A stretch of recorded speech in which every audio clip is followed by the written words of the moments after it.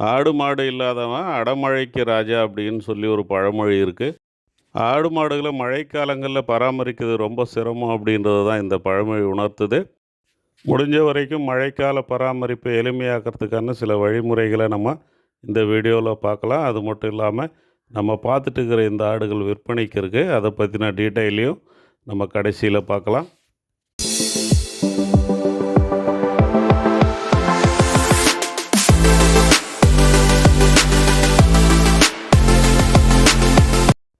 ஆடு மாடு இல்லாதவன் அடைமழைக்கு ராஜான்னு ஒரு பழமொழி சொல்லியிருந்தேன். அதை ஒட்டின ஒரு சின்ன கதையை மட்டும் பார்க்கலாம்.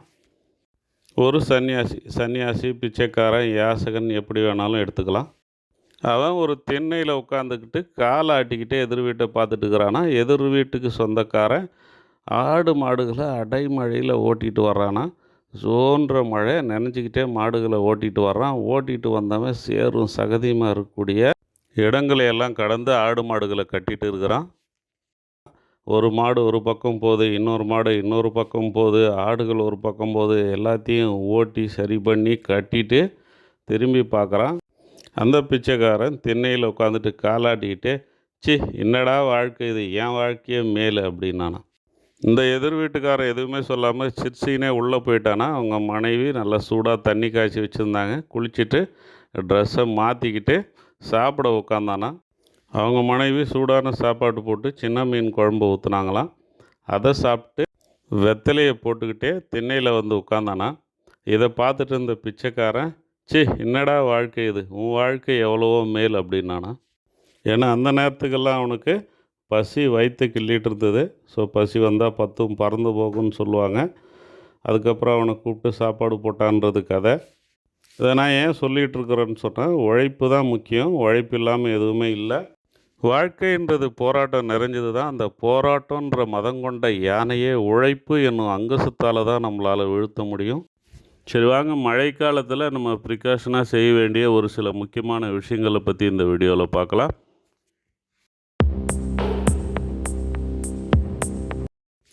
நண்பர்களே, இன்றைய காலகட்டங்களில் மழைக்காலங்களில் பெரும்பாலும் வருஷத்துக்கு ஒரு புயலாவது வந்துடுது. அதனால் உங்கள் பண்ணையில் இருக்கக்கூடிய பெரிய மரங்களை நான் வீடியோவில் காட்டியிருக்கிற மாதிரி கவாத்து பண்ணி வச்சிடுறது நல்லது. அப்படி கவாத்து பண்ணலைன்னு சொன்னால் அந்த மரங்கள் விழுந்து சேதத்தை விளைவிக்கிறதுக்கான வாய்ப்பு இருக்குது. குறிப்பாக உங்கள் கொட்டையை சுற்றி இருக்கக்கூடிய மரங்களை நீங்கள் கவாத்து பண்ணி வைக்கணும். அதே மாதிரி ஃபென்சிங்கு அல்லது நீங்கள் காம்பவுண்டு வாலில் ரேஸ் பண்ணியிருந்தீங்கன்னா அதை ஒட்டி இருக்கக்கூடிய மரங்களை கூட குறிப்பாக நீங்கள் கவாத்து பண்ணி வைங்க. அப்படி இல்லைன்னு சொன்னால் அது விழுறதுனால உங்கள் காம்பவுண்டு வாலோ ஃபென்சிங்கோ கொட்டகையோ சேதமாகிறதுக்கான வாய்ப்பு இருக்குது. உங்களுக்கு பொருட்செலவும் கூடக்கூடிய வாய்ப்பு இருக்குது. நண்பர்களே, மழைக்காலங்களில் நம்ம முக்கியமாக செஞ்சுருக்க வேண்டிய இன்னொரு விஷயம் தடுப்பூசி போடுறது. தடுப்பூசி போடாமல் மட்டும் இருந்துடாதீங்க. நிறைய பேர் சொல்லுவாங்க தடுப்பூசி போட்டால் ஆடுகள் இளைச்சிரும், வெயிட் வராது, இப்படியெல்லாம் சொல்லுவாங்க. முதலுக்கே மோசமாகிடக்கூடாது, பார்த்துக்குங்க. எனக்கு தெரிஞ்ச ஒரு நண்பர் எனக்கு சொன்னது, ஒரு டாக்டரே சொன்னாராம், தடுப்பூசி பிபிஆர் மட்டும் போடுங்க, மற்றதெல்லாம் தேவையில்லை, எஃப்எம்டி, இடிடிடி இதெல்லாம் தேவையில்லை அப்படின்னு சொல்லி சொன்னதாக எனக்கு சொன்னார். ஆனால் அவருடைய பண்ணையிலே ஒரு ஆடு ஈட்டியால் இறந்துருச்சு. இந்த ஈட்டியை பொறுத்த வரைக்கும் பெரும்பாலும் நல்லா ஹெல்த்தியாக இருக்கக்கூடிய ஆட்டுக்கு தான் வரும். ஏறக்குறைய ஒரு 30 கிலோ இருக்கக்கூடிய ஆடு தோராயமாக எடுத்துக்கிட்டால் கூட ஒரு 10,000 ரூபா செய்யும். 450 ரூபா 500 ரூபா செலவு பார்க்காம நீங்கள் தடுப்பூசிகளை போட்டுருங்க. அதுதான் நல்லது. இந்த தடுப்பூசிகளை மழைக்காலத்துக்கு முன்னாடியே நீங்கள் போட்டு வச்சுருக்கணும். அட்லீஸ்ட் போடலைன்னா இப்போவாவது நீங்கள் போட்டுருங்க. போடாமல் மட்டும் இருக்காதீங்க. பனிக்காலங்களில் பிபிஆர் வர்றதுக்கான வாய்ப்பு அதிகம்.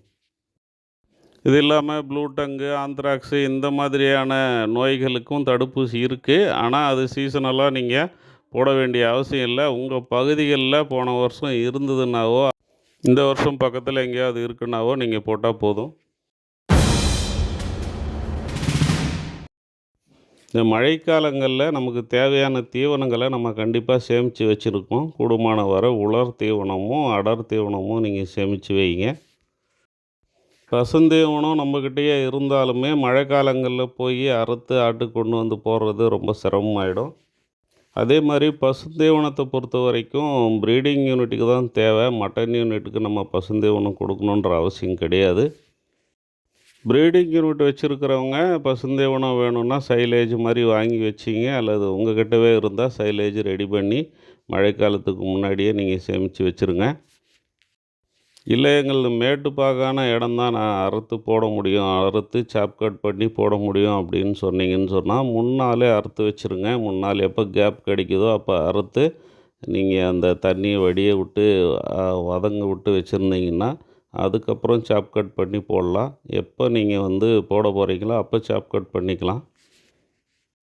பெஸ்ட்டு சைலேஜ் மாதிரி பண்ணி வச்சுக்கிறது. மட்டன் யூனிட் வச்சுருக்கிறவங்களுக்கு சைலேஜ் தேவையில்லை. அதில் நீர் தான் அதிகமாக இருக்கும். 5ல் ஒரு பங்கு ட்ரை மேட்டர் இருக்கும் ஏறக்குறைய. அதனால் நீங்கள் சைலேஜ் போட்டிங்கன்னா வெயிட் கெயின் வராது. அதனால் மட்டன் யூனிட்டை பொறுத்த வரைக்கும் நீங்கள் உலர் தீவனம், அடர் தீவனம் இந்த வகையில் கொடுக்கறது தான் பெட்ரு. உலர் தீவனத்தில் கடலை கொடி இருந்தால் நல்லது. கடலை கொடியை கூட நீங்கள் மழையில் நனையாமல் வச்சுருக்கணும். மழையில் நனைஞ்சதுன்னா அது வேஸ்ட்டு. வெயில் காயும்போது நீங்கள் நல்லா காய வச்சுருங்க. காலையில் போரை பிரித்து காய வச்சு ஒரு ஆள் வச்சு கூட நீங்கள் சாப் கட் பண்ணி எடுத்து வச்சுருங்க. வெயிலில் காய வச்சா தான் சாப் கட் பண்ணும்போது நல்லா பொடி பொடியாக வரும். காய வச்சு சாப் கட் பண்ணி கோணியில் பிடிச்சி வச்சிட்டிங்கன்னு சொன்னால், பிடிச்சி முனையை கட்டிட்டு அல்லது தைச்சிட்டு சேஃப்டி பண்ணி வச்சிட்டிங்கன்னு சொன்னால் அது மொறுமொறுன்னு கிறிஸ்பியாகவே இருக்கும். அடர் தீவனத்தை பொறுத்த வரைக்கும் நம்ம டிடி கேட்டில் ஃபீடு வாங்கி வச்சுருங்க. டிடி கேட்டில் ஃபீடு பெஸ்ட்டு. அதில் சப்ளிமெண்ட்ஸும் ஆட் ஆகி வர்றதுனால ஆடுகளுடைய ஹெல்த்துக்கு ரொம்ப நல்லது. இந்த டிடி கேட்டில் ஃபீடை ஆடுகளுக்கு மட்டும் இல்லை, மாடுகளுக்கும் கொடுக்கலாம். வெள்ளாடு, செம்மறி ஆடு, பால் மாடுன்னு சொல்லிட்டு 3த்துக்குமே நீங்கள் கொடுக்கலாம். 3 in 1 இதை யூஸ் பண்ணலாம். இந்த தீவனத்தை மழைக்காலங்களில் முக்கியமாக சேமித்து வைக்கணும்னு நான் ஏன் சொல்கிறேன்னா, மழைக்காலங்களில் தீவனம் கிடைக்காம போகிறதுக்கு கூட வாய்ப்பு இருக்குது. தீவனம் கிடைச்சாலுமே அதை நம்ம இடத்துக்கு கொண்டு வர்றதுலேயும் சிரமம் இருக்குது. டிரான்ஸ்போர்ட்டு, ரோடு ஃபெசிலிட்டி இதெல்லாமே பாதிக்கப்படுறதுக்கான வாய்ப்பு இருக்குது. நம்ம டிடி கேட்டில் ஃபீடு, ஹெச்டி ஃபீடு எல்லாமே நீங்கள் 3 மாதம் கூட தாராளமாக வச்சுருக்கலாம். மழைக்காலங்களில் மட்டும் இல்லை, குளிர்காலங்களில் கூட ஆடு மாடுகளுக்கு கூடுதல் எனர்ஜி தேவைப்படும். தன்னுடைய உடலினுடைய வெப்பநிலையை உயர்த்திக்கிறதுக்காகவும் அந்த குளிருக்கு எதிராக போராடுறதுக்காகவும் அது அதிகமான எனர்ஜியை வேஸ்ட் பண்ண வேண்டியது இருக்குது. ஸோ நம்ம கூடுதலாக மினரல் மிக்சர் சேர்க்குறது நல்லது. 100 கிலோவுக்கு 1 கிலோ மினரல் மிக்சர் நம்ம சேர்க்க வேண்டியது இருக்குது.